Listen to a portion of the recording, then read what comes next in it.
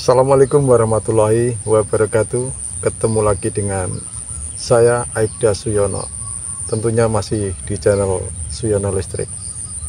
Apa kabar Anda semua? Saya doakan semoga Anda sehat baik jasmani maupun jiwani. Biasa pulang dinas langsung go tancap jalan kaki ya, walaupun jaraknya entah 1 km, 2 km, walaupun 2 km itu saya tempuh dalam waktu 1 jam karena sering berhenti, nggak apa-apa. Yang penting kita nikmati selangkah demi selangkah. Itu toh, kita menikmati proses, karena tujuan kita itu sebenarnya ya langsung sembuh, tetapi kesembuhan itu perlu yang namanya proses. Proses yang kita jalankan secara baik, nanti hasilnya juga akan baik. Karena semoga saja proses itu tidak mengkhianati hasil. Walaupun kita sudah melakukan proses yang kita anggap sudah benar dan itu belum membuahkan hasil yang maksimal, yakinlah bahwa proses itu tetap tujuannya yaitu pada akhirnya adalah kesembuhan. Berapa lama waktunya kita nikmati saja. Karena penyembuhan anxiety disorder tidak seperti matematika yang 1 tambah 1 itu pasti 2, 2 kali 2 itu pasti 4 ya. Dan Anda pasti begini, kalau 4 kali 4 Pak, 4 kali 4 16, sempat komen saya dibalas Pak, kok geding aku.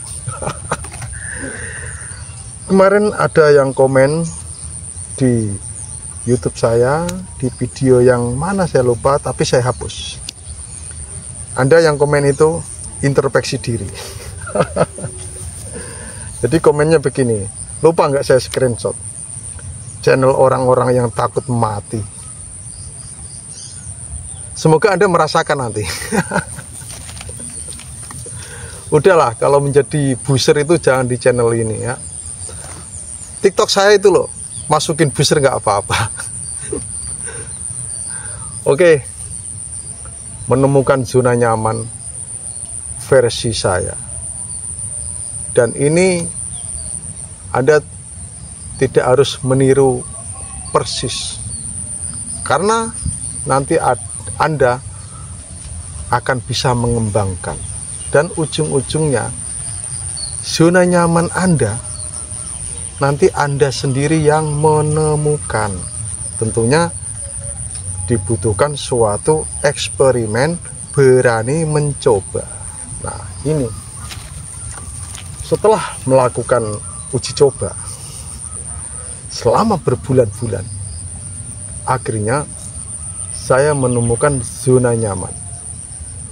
Apa sih yang saya lakukan untuk menemukan zona nyaman ini? Tentunya nggak jauh beda dengan penyembuhan saya yang dulu saya tanpa ke psikiater. Tapi di sini ada yang beda. Nah, apa yang beda?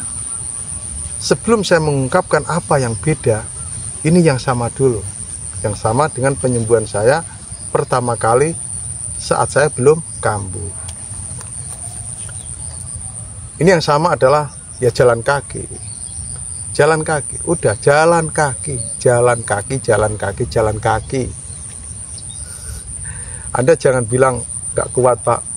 Bukannya nggak kuat, karena Anda belum berani mencoba atau takut.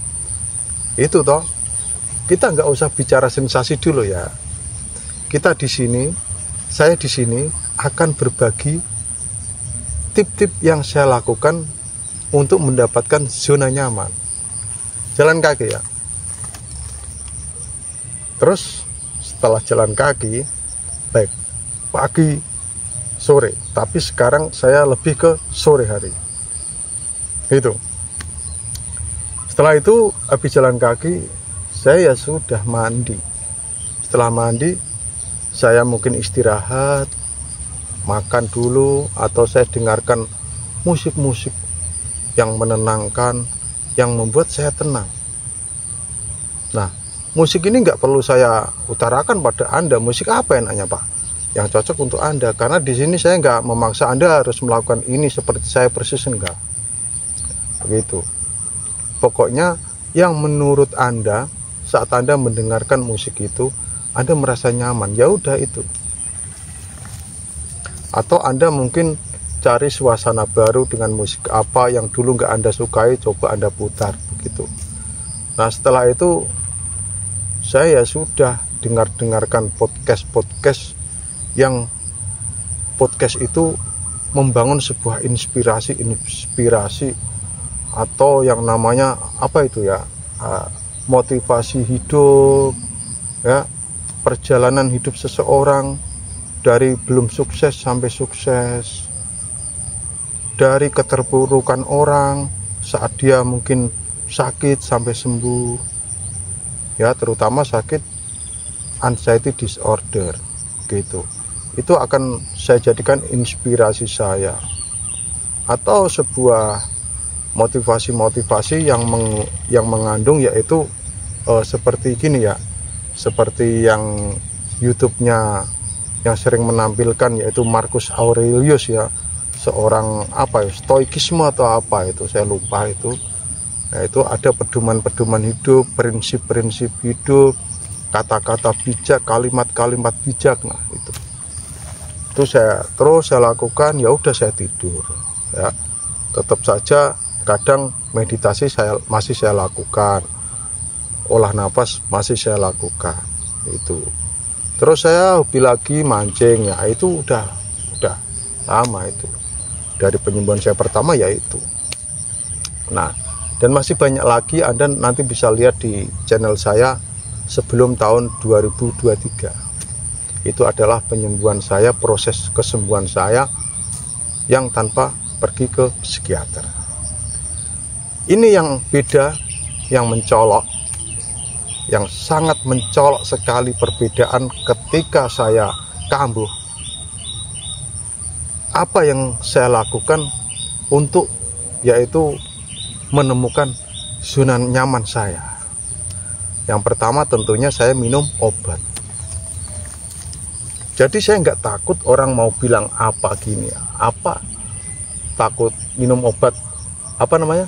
Saya nggak takut minum obat, walaupun kadang orang bilang jangan, nanti ketergantungan, nanti ginjalnya rusak dan sebagainya. Saya nggak berpikir ke arah situ, karena saya punya prinsip sekali lagi, kalau saya minum obat itu cocok dan bermanfaat, berarti tubuh saya itu masih membutuhkan. Dan sampai akhirnya alprazolam ini, saya hanya minum alprazolam ya, saya hanya minum alprazolam. Dan selanjutnya alprazolam ini saya minum kalau keadaan mendesak, begitu. Yaitu zona nyaman saya. Lah itu zona nyaman saya, orang mau nakut-nakutin saya, ya saya nggak takut, saya nggak akan bingung, begitu. Ini prinsip saya, ini berkaitan dengan prinsip, berkaitan dengan kenyamanan yang saya dapat. Jadi saya nggak terpengaruh, walaupun kadang orang banyak berkuar-kuar, anxiety disorder itu mudah penyembuhannya, cukup ini, cukup itu. Yang mengatakan itu siapa? Yang mengatakan orang yang pernah kena anxiety, atau yang menyatakan itu orang yang berdasarkan teori-teori gitu ya. Terus selanjutnya saya hobi yaitu yang namanya hiking, mendaki gunung. Dan ini kalau bisa ya jangan tiru dulu ya, karena mendaki gunung ini dibutuhkan suatu keyakinan, suatu energi ya, atau stamina yang mantap. Walaupun saya mendaki gunung itu nggak nyampe puncak ya paling di pos berapa, pos 3 udah 200 meter udah mau nyampe puncak, saya nggak berani lagi ya, karena stamina saya nggak muda lagi itu. Coba saya masih muda ya, insya Allah kuat. Jadi selama saya kambuh. Saat saya kambuh, terapi itu saya lakukan. Ini terapi karena saya lebih menekuni olahraga rekreasi daripada olahraga kompetisi. Gunung yang sudah saya daki saat saya kambuh, Gunung Lawu. Terus setelah itu saya ke Gunung Telomoyo, tapi naik jeep kalau Telomoyo ya, itu nggak saya hitung lah. Terus Gunung Bismo yang ada di Wonosobo. Setelah itu Gunung Muria, Puncak Natas Angin. Terus setelah itu Gunung Andong yang ada di Magelang. Dan besok hari Jumat saya berangkat ke Gunung Lawu yang sebelah selatannya, yaitu Bukit Mongkrang. Ketinggiannya 2100 berapa. Yang tadinya saya mau ke Wonosobo, ke Dieng, ke Gunung Prau, tapi nggak jadi karena suhunya saya lihat itu dingin ya. Di perakiraan cuaca suhunya itu sampai 9 derajat itu kalau pagi sama malam itu. Jadi saya belum berani dengan suhu tersebut. Bukannya nggak berani, belum berani. Nah itu, ini nggak perlu Anda contoh. Yang perlu Anda contoh itu jalan kaki ya.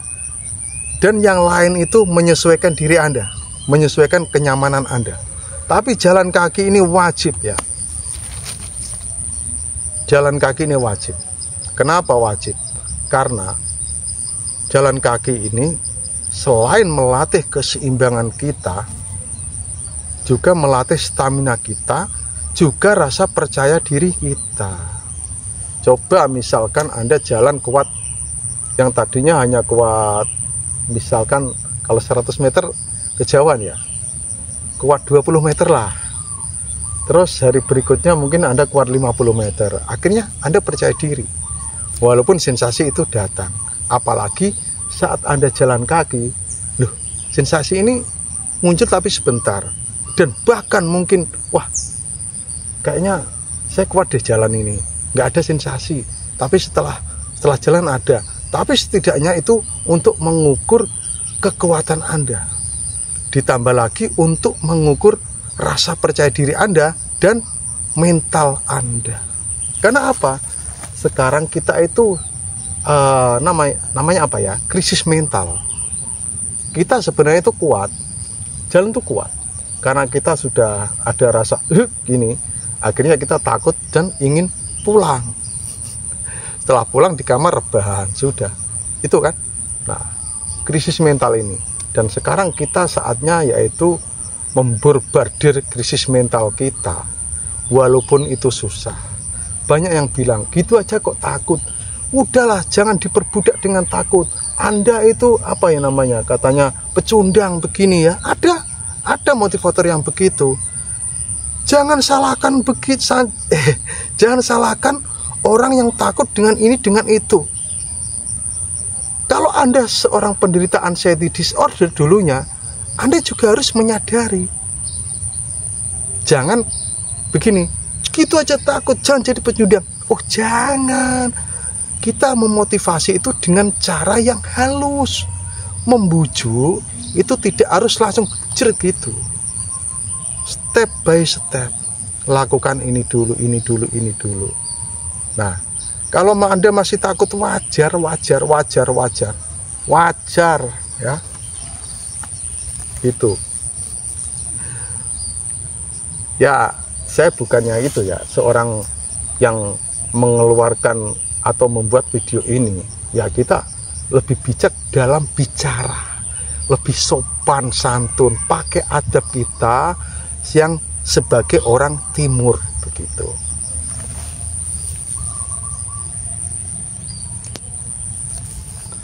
Tadi ada panggilan masuk, saya